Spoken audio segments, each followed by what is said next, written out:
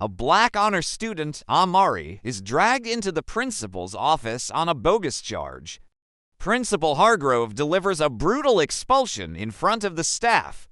Amari's silent defiance hides a bigger truth. He's connected to something Hargrove never saw coming. "We don't want your kind poisoning this school's future." The words hit the gray-painted walls of Principal Hargrove's office like a slap that echoed down the hallway. Mrs. Patel, the vice principal, flinched in her corner.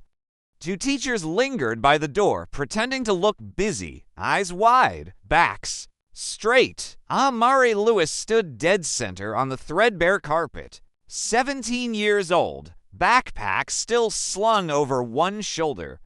A crease in his navy uniform pants, shoes spotless. The kind of spotless that says, "I care more than you want me to." Outside the office window, spring sunlight bounced off the concrete. Courtyard where kids sat on benches, they were never allowed to linger on too long. Principal Hargrove leaned back in his fake leather chair, fingers drumming on a file thick with old printouts and fresh lies. His cufflinks gleamed. His grin didn't. "You think you're clever," Hargrove said, his voice dipping low for the teachers to hear every venom-laced word.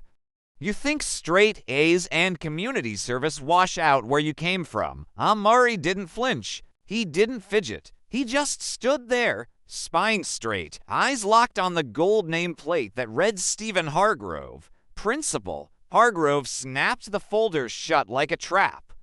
He gestured at a slip of paper on his desk. Expulsion notice. Typed neat and final. Caught cheating. Caught stealing test answers. 3 witnesses. He lied smoothly. "We run a clean school here. You people think you can game the system, and when you get caught, you play the victim." "Not on my watch." Mrs. Patel cleared her throat. "Sir, if we could just—" Hargrove shot her a look that could freeze stone. She closed her mouth and looked down at her hands. Amari finally moved. He stepped forward, slowly, calmly. He lifted the expulsion slip, eyes scanning the lies typed in cold black ink. He held it between 2 fingers, careful, delicate, as if it might bite. Then, with one sharp twist, he tore it clean in half. The sound ripped the stale air like thunder. Hargrove's smile faltered. "Excuse me," he hissed. Amari placed the torn slip back on the desk, the pieces fluttering like broken wings. He met Hargrove's stare, that bored, entitled stare that had called him boy without ever saying the word out loud. "My mother always told me," Amari said, voice low but clear enough for the teachers to hear, "paper doesn't decide who I am. People like you don't either." He turned to Mrs. Patel, locked eyes with her like he was passing her a secret. She swallowed hard, then looked back at Hargrove. For the first time, not quite as small. Outside the window, a bell rang. Kids poured out of classrooms, their laughter drifting up like a promise. Hargrove shoved back his chair, standing so close Amari could see the sweat dotting his hairline. "You're done here, boy," Hargrove spat. "I'll have security drag you out if you don't walk out that door yourself. Don't think you can run to the board. They answer to me." Amari's lips curved, not a smile exactly. More like a warning. He stepped back, picked up his backpack, and squared his shoulders so straight the gold nameplate almost reflected his own face. As he reached the door, he turned one last time. His voice was calm, deadly calm. "Mr. Hargrove," he said, "you might want to check your phone." The principal's frown flickered. "Just for a second." Amari stepped into the hallway, brushing past the 2 teachers who parted like water around a rock. Mrs. Patel stood frozen behind Hargrove's desk. She stared at the torn slip, at the window, at Hargrove, who was fumbling for his phone with fingers that suddenly couldn't hold onto the smooth plastic. In the hallway, Amari didn't run. He didn't look back. The chatter of students folded. Around him, curious glances, whispered rumors. He just kept walking, every step echoing louder than Hargrove's name ever would. By the time Amari reached the front doors, the rumor had outrun him. It darted down crowded halls, slipped between lockers, passed from whispered lips to buzzing screens. Did you hear? Hargrove kicked him out, just like that. For what? He's got, like, a 4.0 GPA. Man, he's the smartest. Kid here. Hargrove's gonna regret this. Amari stepped into the sunlight, the metal door slamming behind him. A breeze hit his face. Not cold, but sharp enough to sting. He paused on the cracked front steps, pulling out his phone. One new text. You good? It was from Imani, his best friend since middle school. Debate team partner. Co-conspirator. In all things too ambitious for this zip code. I'm good, he typed back. Just watch. Inside, Mrs. Patel lingered by the office door, heart hammering in her chest. Principal Hargrove barked into his phone, pacing behind his desk like a trapped animal. You do understand who signs your checks, don't you? He snapped into the receiver. You think some video will scare me? I run this building. I built this reputation. Nobody questions how I keep it clean. Double quotes. Mrs. Patel bit her lip until she tasted blood. She could still feel Amari's eyes on hers. Calm, sure, free. She remembered the expulsion slip, torn like wet paper. The way Hargrove's voice had cracked for half a second, she checked her phone. A text from her niece at the high school. A video's going around. It's got 200 shares already. Her stomach dropped. She turned slightly, enough to see Hargrove's shoulders stiffen as he read a new message flashing on his phone. In the cafeteria. To juniors huddled over a screen. The video was shaky, filmed just as Hargrove leaned in, voice full of venom. You people think you can game the system. The audio dipped, crackled, then spiked. Amari's calm reply clear as a bell. Paper doesn't decide who I am. People like you don't either. By the time the clip cut off, half the lunchroom was leaning in to watch it again. Hargrove slammed his office door so hard Mrs. Patel jumped. He turned to her, his face flushed with the same false fury that kept him untouchable for years. Find out who filmed that, he barked. Find it and shut it down. And get those teachers back in here. They'll say he threatened them if they know what's good for them. Mrs. Patel didn't move. She folded her hands in front of her, steadying her breath. Stephen, they won't lie for you. Not after this. He laughed, a short, barking sound that didn't reach his eyes. They'll do what they're told. Same as you. She met his glare, something inside her spine snapping into place like a steel beam finally welded to the ground. Not anymore, she said quietly. Outside the front gates, Amari leaned against the brick wall. He watched his phone light up, notifications stacking like dominoes. Imani texted again. Did you post it? No, Amari typed back. Someone else did?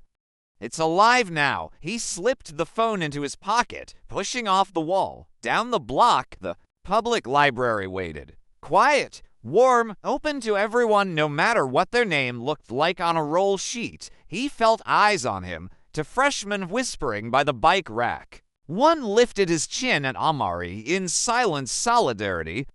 The other gave a tiny nod, then ducked his head, wide-eyed. Amari smiled at them. A smile small but enough to say, you're not invisible. Not today. Back in the main office, Mrs. Patel sat at her desk, staring at her computer screen. An email draft blinked open, addressed to the Board of Education. She hovered over the send button. Her finger shook. She thought of her paycheck, her pension, her kid's college fund. Then she pictured Amari, how he stood so calm while Hargrove spat venom across cheap carpet. How he tore the paper in half like he was tearing open the first crack in a rotten wall. She hit send. Hargrove's door slammed again. His voice rattled the hallway as he yelled for security, for silence, for control that slipped faster than he could shout it back. But the whispers kept moving. From lockers to lunchroom to the parking lot. From one phone to 1,000 more, a truth too heavy to shove back in the dark. Amari pushed open the library door, stepping into warm light and the hush of turning pages.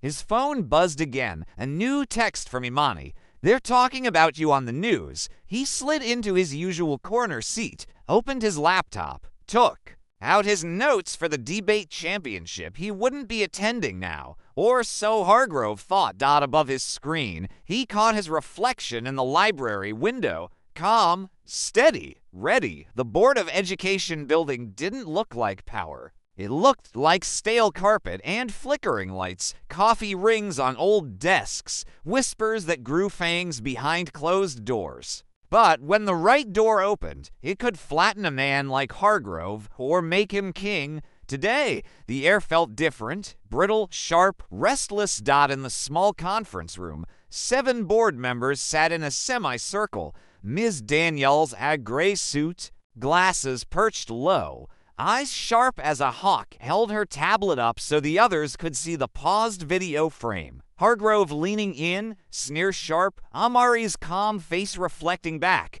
"It's all over social media," she said, voice flat. "Half the parents in this district have seen it. The other half will buy lunch." Mr. Cole, 2 seats over, rubbed his temples. "Steven says it's fabricated, edited. He claims the student threatened him." Danielle's eyes snapped to him. "Did you watch the video?" Cole's mouth worked like a broken hinge. She pushed the tablet closer. "You people think you can game the system." The phrase hissed through the quiet room again. One board member cleared her throat. "Has anyone spoken to the student?" Danielle's silence was answer enough. Nobody had bothered. Not until now. She tapped her tablet, opened an email chain she'd hidden under polite meeting notes.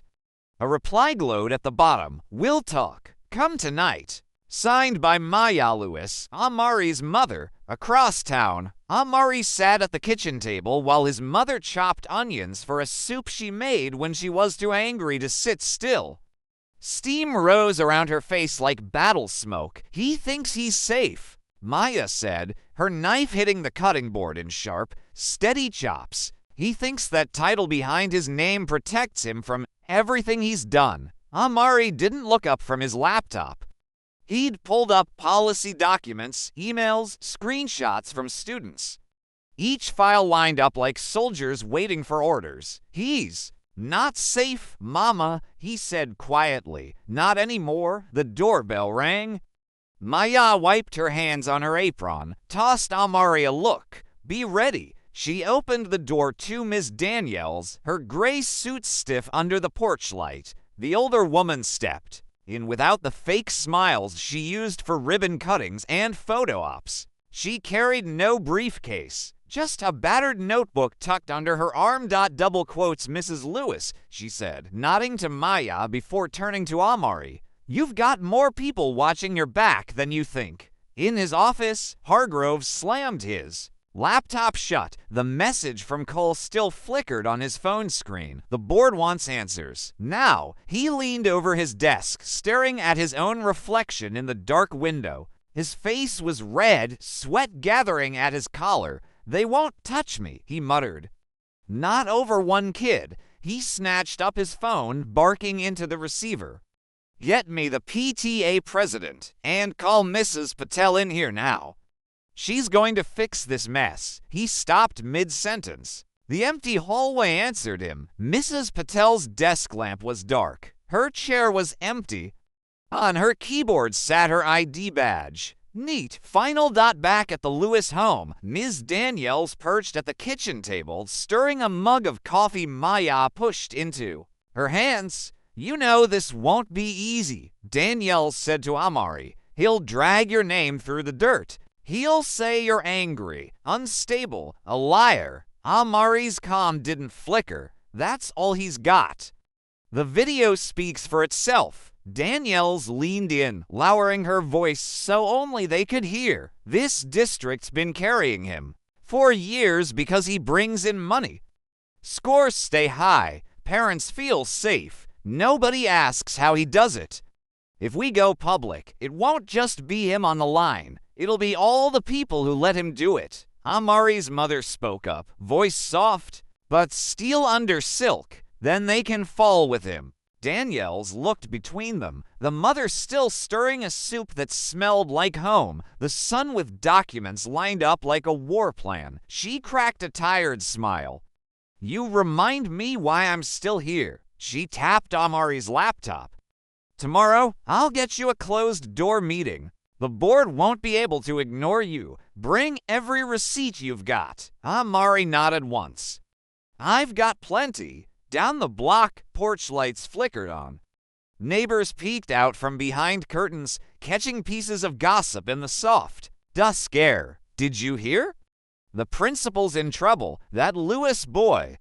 He's not backing down. Inside, Amari's mother ladled soup into 2 bowls. Danielle's passed on hers. She had more calls to make, more board members to corner. Amari took the first bite, warmth filling his chest where fear used to live. Tomorrow, he'd stand in front of people who thought they could decide who mattered. Tomorrow, he'd look them in the eye and remind them who really carried the weight of this place on their backs. The boardroom lights hummed overhead, bright and warm, the kind of cheap ceiling lights that made secrets look like stains. On tile, Amari sat at the far end of the polished conference table, his backpack at his feet, a thin stack of files in front of him. No lawyer, no suit, Justin, in his uniform shirt, the same one Hargrove had told him he'd never wear again. His mother sat to his right, her hands folded on the table, her back straight, her gaze pinned on the row of 7 board members like she was reading.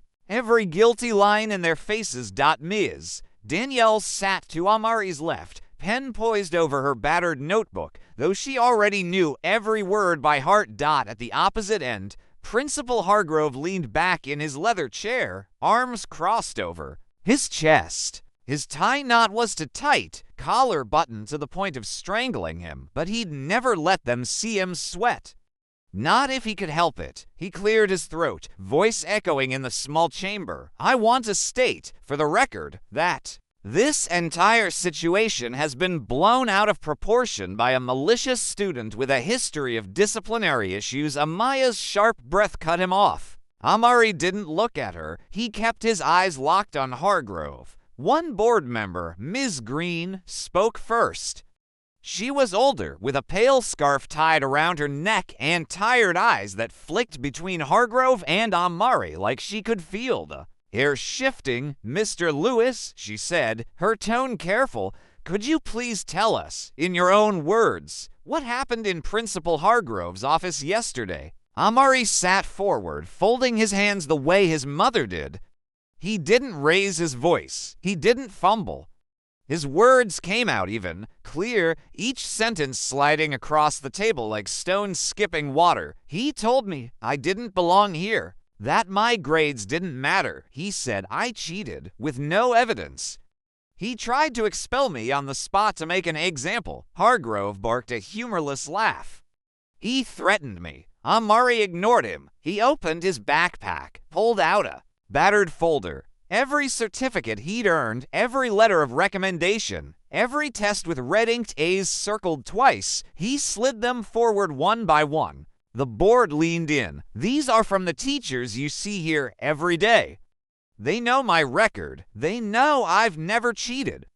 They know what I've done for this school. Hargrove's eyes narrowed to slits. He gestured at Miss Daniels. This is out of line? You're not even representing him officially? Ms. Daniels didn't blink. I don't need to. I'm a board member. I'm doing my job, hearing a student's side before deciding if his life should be ruined by a single man's word. A hush fell. Even Cole, Hargrove's usual loyal mouthpiece, didn't jump in to cover him. Amari reached into the folder. Again, pulling out his phone, he tapped to open a file, a recording. He turned the screen to face the board. It played Hargrove's voice, crystal clear. You people think you can game the system. No music, no edits, just raw poison laid bare under fluorescent lights. Ms. Green's mouth parted slightly. Her pen hovered above her pad, unmoving. Another board member coughed into his fist, shifting in his seat like the leather burned. Hargrove slammed his palm on the table. This was illegal. He recorded me without consent. Amari didn't flinch. In this state, in a public office. No expectation of privacy. It's legal. Silence. Hargrove's eyes darted to the board members, looking for an ally. Finding none. Ms. Danielle spoke up, voice smooth as steel. We can debate the recording later. For now, we're looking at a student with a spotless record and a principal caught on tape using racial language to justify an expulsion. You want the parents to see this, or do we handle it here? The room seemed to shrink around Hargrove. He leaned back to fast, the leather chair squeaking under his weight. Amari sat back, matching his stare. Calm, steady, he felt his mother's hand brush his knuckles under the table. A quiet promise. I'm here. I see you. Outside the frosted glass, voices buzzed. Office aides trying to pretend they weren't listening, but Amari knew. The walls were thin. The truth had wings now. Ms. Daniels closed her notebook with a snap that made Hargrove flinch. We'll take this under advisement. We'll reconvene tonight with a decision. Mr. Lewis, you'll be informed immediately. Amari nodded once. He gathered his papers, slid them neatly into his backpack, then rose with the same quiet dignity he'd walked in with. Hargrove stayed seated, frozen under cheap ceiling lights that showed every crack he'd hidden for years. The news didn't stay locked in the boardroom. It slipped out like water through cracked tile, dripping from one office aide to another, then spilling down the halls on 1,000 buzzing phones. By second period the next morning, the school was alive with it. Amari stood up to Hargrove. He had proof. They can't shut him up this time. Amari didn't come to school that morning. Ms. Daniels told him to stay home, keep his head down until the board made its ruling.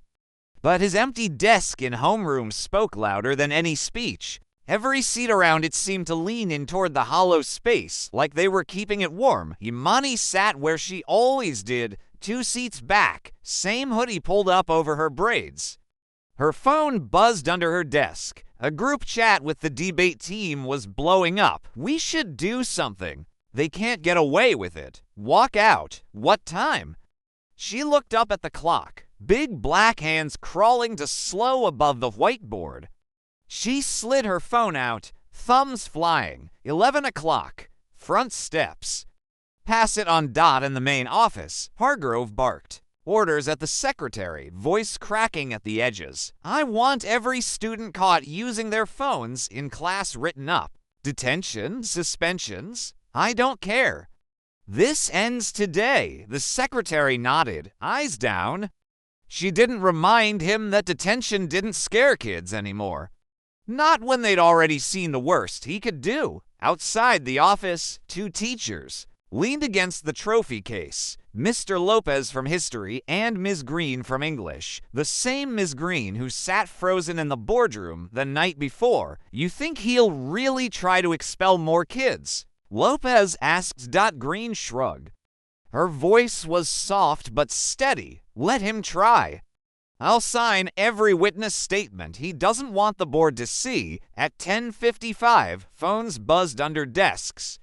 Fingers tapped quick. A whisper here, a nod there. 5 more minutes. Imani sat with her bag zipped and ready. She felt her heartbeat under her ribs like a drumline warming up.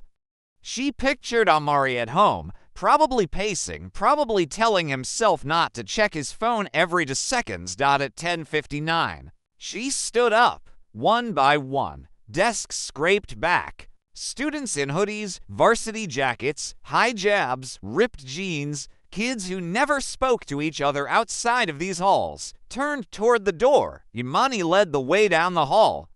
Past the posters that bragged about equity and diversity. Past Hargrove's office door, where the secretary watched with wide eyes and didn't say a word. The front door swung open like they'd been waiting for them all along. Hargrove's voice boomed over the intercom. Anyone leaving this building will be marked truant. If you step off this property, you will be suspended. This is your only warning. No one turned back. 100 kids. Then 200, a river of sneakers on cracked concrete. The front lawn filled up faster than the security guards could radio. For instructions, Imani stepped onto the first step. She pulled out her phone and hit Go Live. The screen filled with faces, some defiant, some scared, all awake. "This is for Amari Lewis," she said into the mic. Her voice wobbled but didn't break. "This is for everybody who's ever been told they don't belong here." A chant rose behind her, low at first, then louder. "Justice for Amari. Justice for Amari." Windows rattled. Teachers peeked through blinds. Some cracked doors opened to listen. Inside his office, Hargrove watched through the glass, red-faced, jaw clenched so tight his teeth ached. He grabbed the phone, stabbed a line. "Get them back in class." Now, the voice on the other end wavered. "Sir, they're not coming back." 2 blocks away, Amari sat at the kitchen table. His phone buzzed like a heartbeat in his palm. Imani's live stream showed a shaky sea of students on the front steps. He heard his name echo through his mother's tiny living room. "Justice for Amari." His mother stepped behind him, placed a hand on his shoulder. Her thumb pressed slow circles into his collarbone like she could anchor him there. In that moment, "You did this," she whispered. Amari shook his head, eyes on the screen. "We did." Out front, Imani's voice cracked from shouting. But the chant carried itself now. Kids passed it down the steps, across the lawn, through every open phone streaming to every parent, every neighbor, every reporter who'd stopped pretending they hadn't heard the rumors.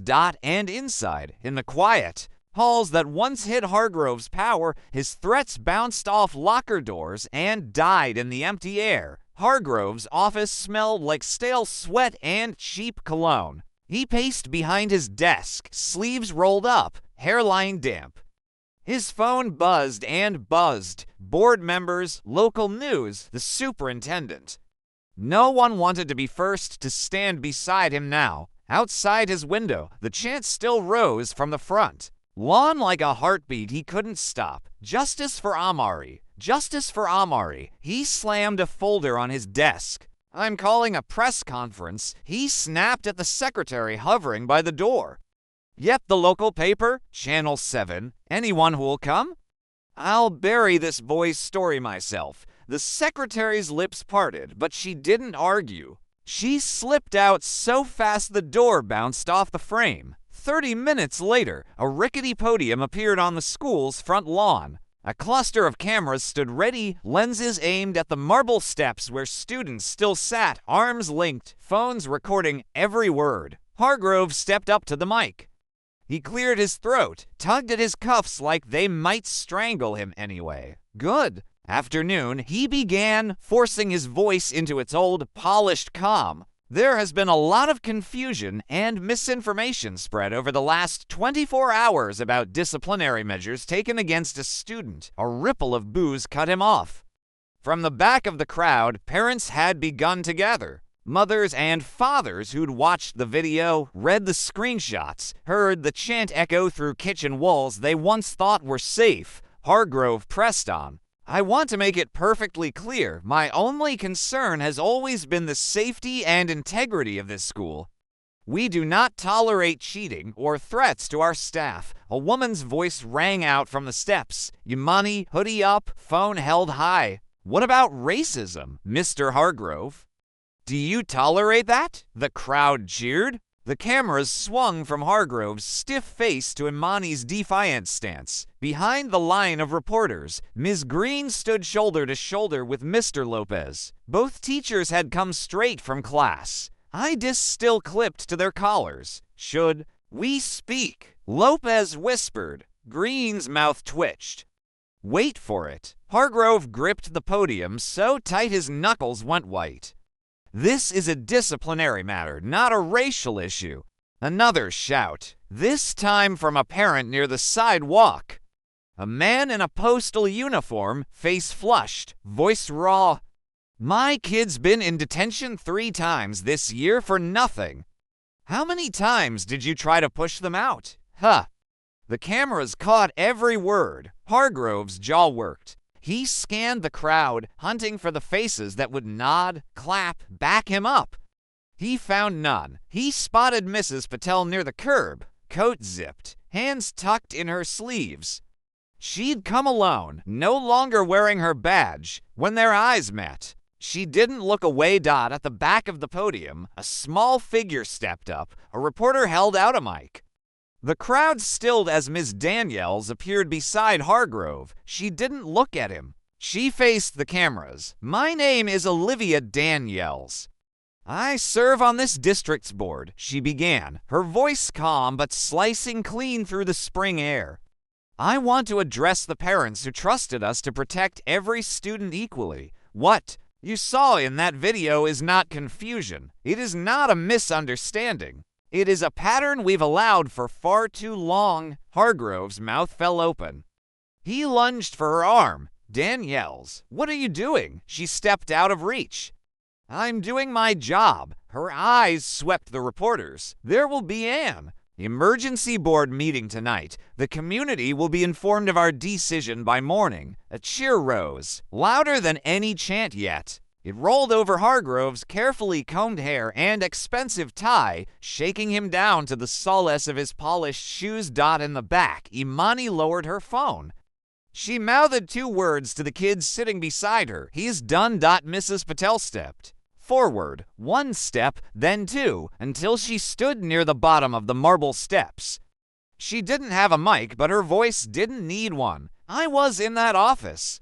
I heard every word," she called out, chin lifted. "I won't lie for him. Not anymore." A murmur spread like a breeze through dry grass.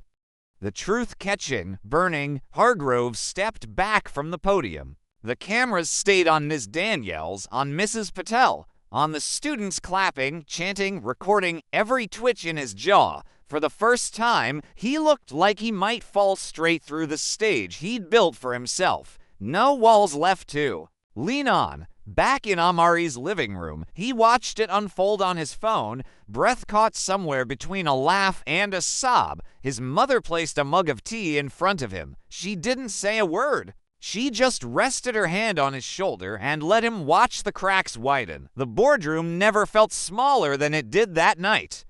The overhead lights hummed to bright, casting harsh shadows on the cheap wood paneling. Folding chairs squeaked under the weight of exhausted officials who'd run out of excuses. Outside the glass door, parents and teachers filled the hallway, pressed shoulder to shoulder, murmuring over each other as the live feed flickered on phones. At the far end of the table, Ms. Daniels sat with her notebook open. No smile, just the steady tap of her pen against her thumb. Hargrove sat across from her, collar wilted, tie loosened but still cinched to tight. A sheen of sweat glistened on his forehead.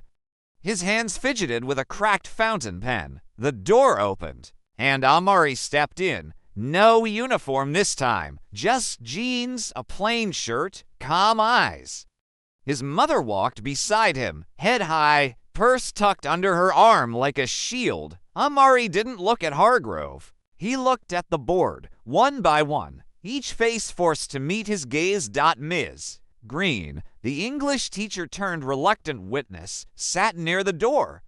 She gave him the smallest nod. "You're not alone." The chair of the board, an older man named Richter, cleared his throat. "Mr. Lewis, we've read your statements and reviewed the video. Before we proceed, do you have anything you'd like to say directly to Principal Hargrove or this board?" Amari stepped forward. He didn't touch the mic. His voice didn't. "Need help. You know what he said to me. You've seen it, but he's done worse than that. Not just to me." He dropped a folder on the table, another one, thicker than before. Richter frowned as the pages spilled out. Photocopied emails, signed statements, screenshots. Ms. Daniels leaned in, reading upside down. Her eyebrows flicked up once, tiny, sharp. Hargrove shifted in his seat. "This is hearsay. None of this." Amari didn't look at him. He looked at the board. "How many times did you ignore kids who complained? How many teachers came to you about how he pushed them out? This isn't just about one expulsion. It's about every kid he decided didn't fit his idea of this school. Outside the glass, the hallway fell dead silent. The air felt thick, as if everyone was holding the same breath. Richter cleared his throat again, weaker this time. "Principal Hargrove, do you wish to respond?"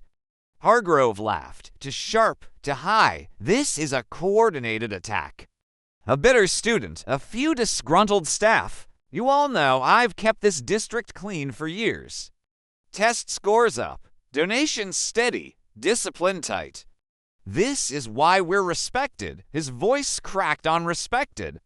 He heard it too, how hollow it sounded now. Mrs. Patel stepped out from behind the door where she'd been waiting.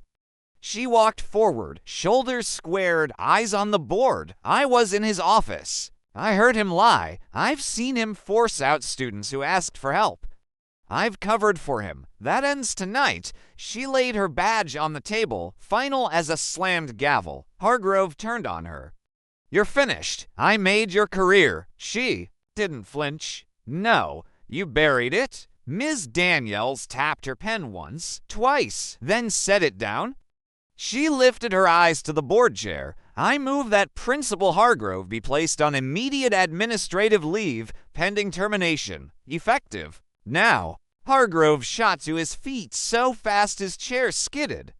"You don't have the authority." "Yes, we do," Ms. Daniels said. "Calm, level, final. You built this place on fear. It doesn't belong to you anymore." The board chair nodded, voice shaking. "All in favor." One hand, 2, 3, all 7 went up. Even Coles, though he looked like he might throw up on the table, outside the door. The hallway crowd caught the wave before the words were official. A roar rose, not of anger now, but something sharper, stronger, relief, vindication. Amari exhaled. His mother's hand found his shoulder, squeezed once. Hargrove just stood there, mouth open, searching the faces that once bent so easily. To him, they all looked away. Security appeared at the doorway, polite but unmovable. One stepped forward, nodding at Hargrove. "It's time to leave, sir." Hargrove opened his mouth to protest. Nothing came out. His pen clattered to the table. He turned. No handshake, no apology, no curtain call. Just a man stripped of every ounce of borrowed power. Ms. Daniels leaned closer to Amari. Her voice was low just for him. "This isn't over, but tonight, you changed everything." Amari met her eyes, calm, steady. "No," he said. "We did." In the hall, the doors swung wide. Parents hugged their kids. Teachers clapped each other on the back. And Hargrove walked out alone, through a hallway that felt bigger than he'd ever been. The next morning, the school felt like a crime scene scrubbed to clean. Banners still hung over the entrance, boasting honor, respect, excellence. The same words Hargrove used like a hammer, but the hammer was gone now, and everyone could feel it. Inside the staff lounge, Mrs. Patel sipped bad coffee at a table crowded with teachers. Mr. Lopez balanced a donut on a stack of grade sheets. Ms. Green read aloud from her phone. "Principal Hargrove resigns amid racism allegations. Community demands reform." They traded glances over chipped mugs and stale sugar packets. This would cost them more work, more fights. Maybe more targets painted on their backs, but the silence they'd lived under, that was broken for good. In the front office, the secretary filed folders with a new calm in her shoulders. She wore her reading glasses today, didn't flinch every time the phone rang. Kids drifted through the hallways, half whispering, half laughing. Eyes darted to the main office door, like expecting Hargrove to storm out at any moment. But the only footsteps were teachers moving freely, heads higher than they'd been in years. Amari stood by his old locker, combination dial cold under his palm. He hadn't stepped inside since the day he'd torn up that slip Imani leaned against. The locker's beside him, phone jammed in her pocket for once. "You really gonna stay?" she asked. Amari shrugged. "They asked me too." Board wants me to help draft a new student council. New code of conduct, all that. Imani raised an eyebrow. You gonna be student body president now. He cracked a grin, soft but real. Nah, I just want to make sure the next kid doesn't have to tear up paper to stay standing. She bumped her shoulder into his. Still sounds like president work to me. Down the hallway, a bulletin board once covered in Hargrove's model. Student photos now lay half empty. Someone had ripped them down overnight. No one knew who, or maybe everyone did that in their place. A single sheet of printer paper was pinned up. Your voice matters. Below it, kids scribbled sticky notes. Speak up.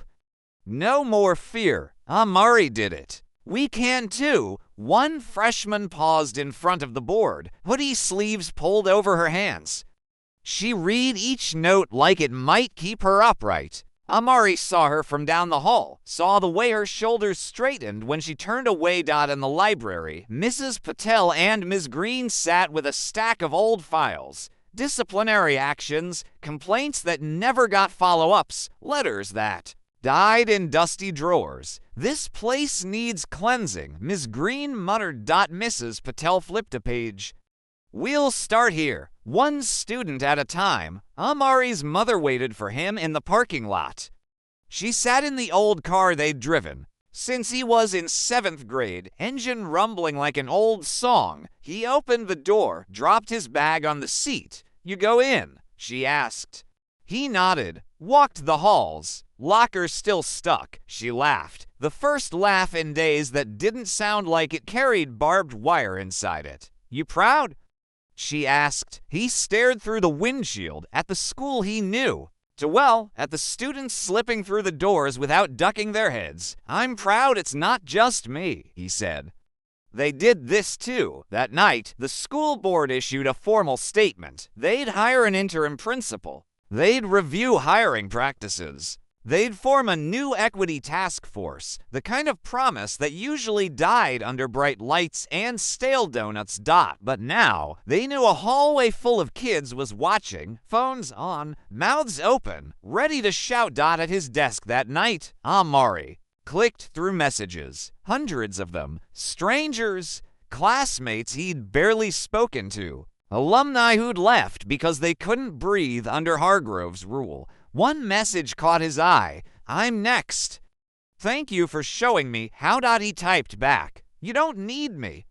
Just don't stand alone. He closed the laptop, leaned back, let the quiet fill his room. Outside his window, the street light flickered. Same block, same cracked sidewalk. But something felt different, like maybe the ground had shifted just enough for a new route to break through. In the main office the next morning, the empty nameplate on the principal's door gleamed in the early sun. One student paused as they walked by, glanced through the glass like checking for a ghost. They smiled when they didn't find one. 2 weeks later, the conference room looked different. Same flickering lights, same cracked tile floors, but the air felt lighter. No more heavy chairs lined up like a firing squad. Instead, folding tables were pushed together to make a rough circle.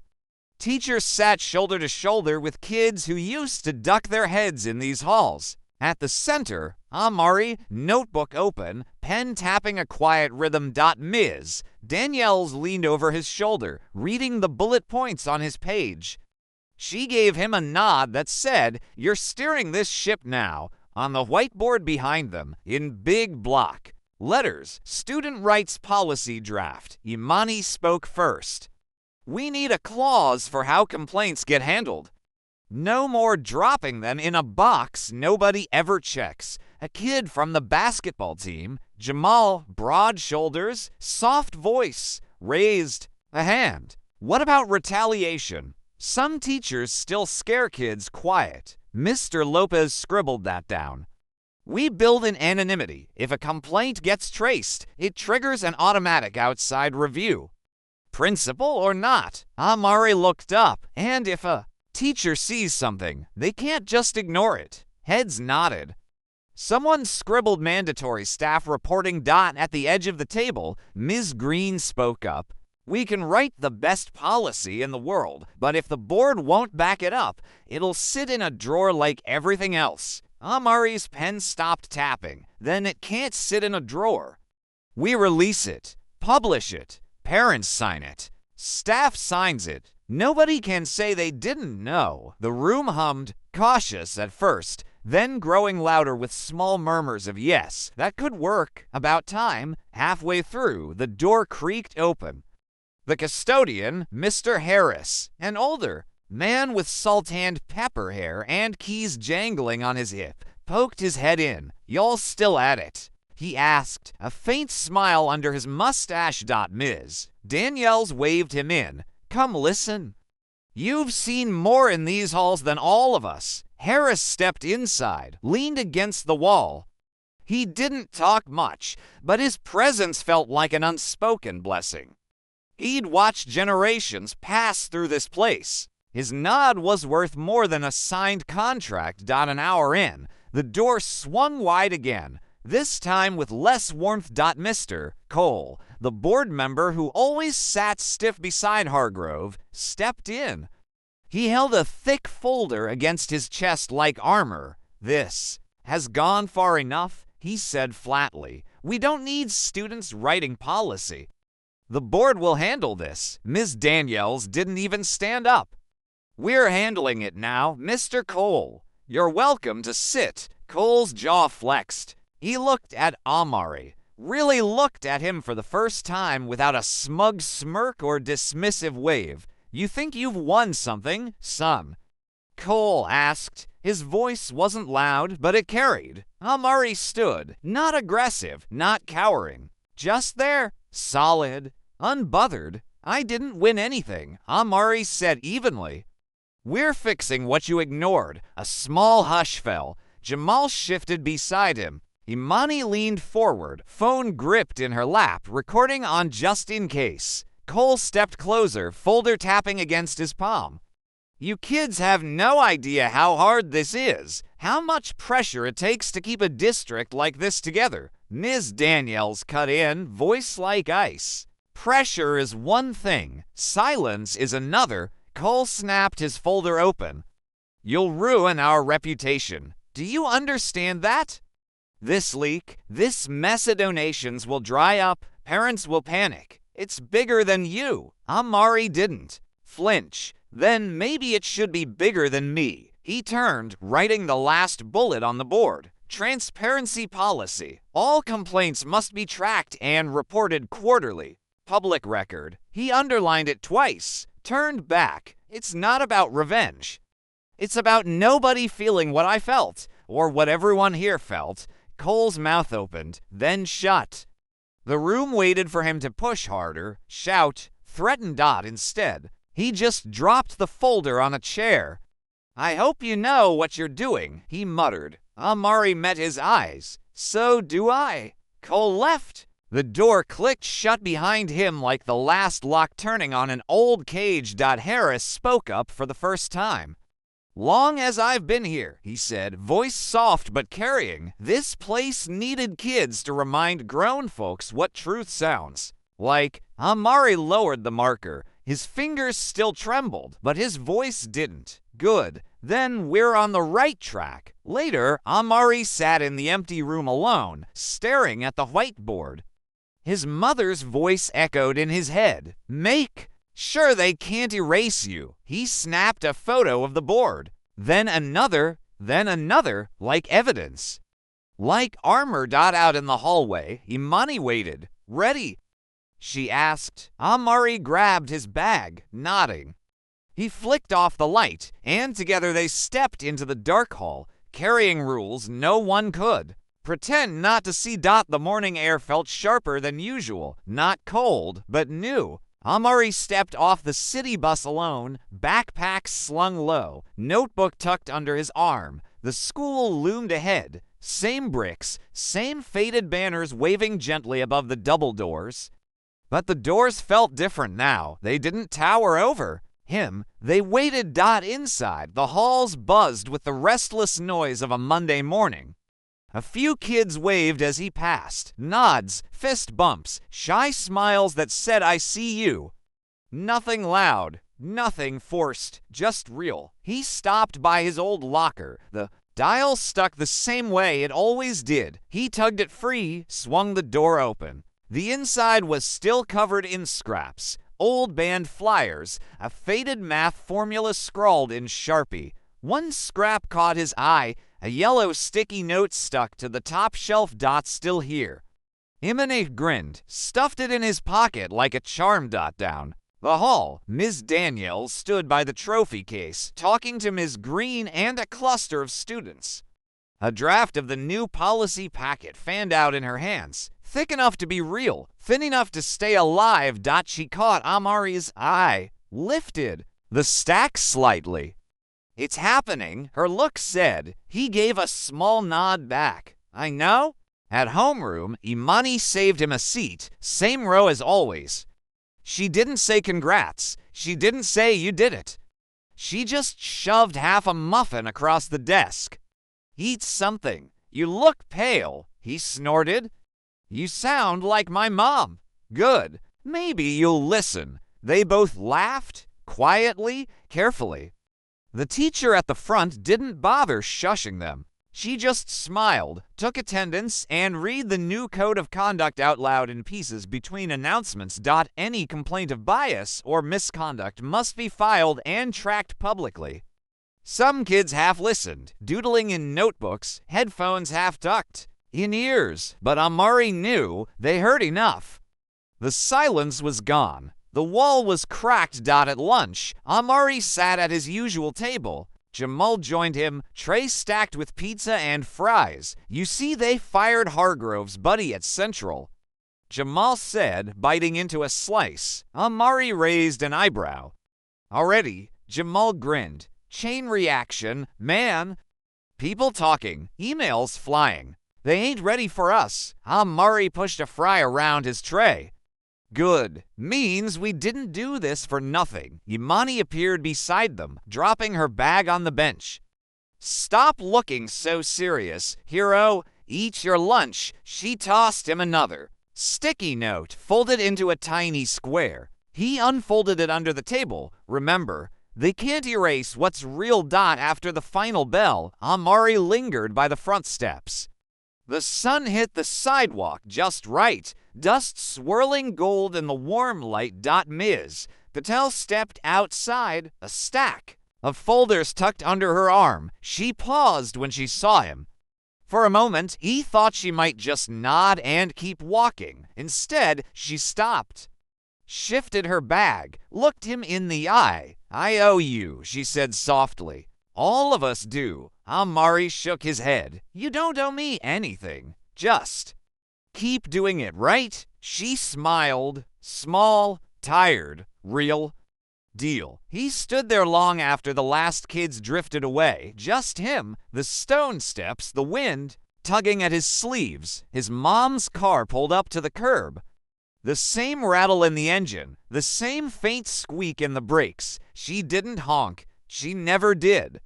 Just waited. Window rolled down. He climbed in, tossed his bag in the back seat. She glanced at him. Long day. He shrugged, leaning his head against the seat. Good day. She pulled away from the Curbo tires crunching gravel that felt softer than it used to. The school shrank in the rear view, brick by brick, banner by banner. Later, that night, Amari sat at his desk at home. Same old chair, same wobbly lamp. He flipped through his notebook, reading old lines he'd scribbled during detention. After hours, between angry moments, one page stopped him, a single line written over and over. "I don't disappear." He closed the notebook, smiled to himself. No, you don't. Outside, the streetlight flickered. Same cracked sidewalk, same quiet block. But inside that cracked ground, roots stretched deeper than before, reaching for something better. Amari leaned back, eyes drifting. Shut, for the first time in a long time, the silence felt safe. And somewhere in the hallways of the school he'd nearly lost, the first bell for tomorrow was already waiting to ring.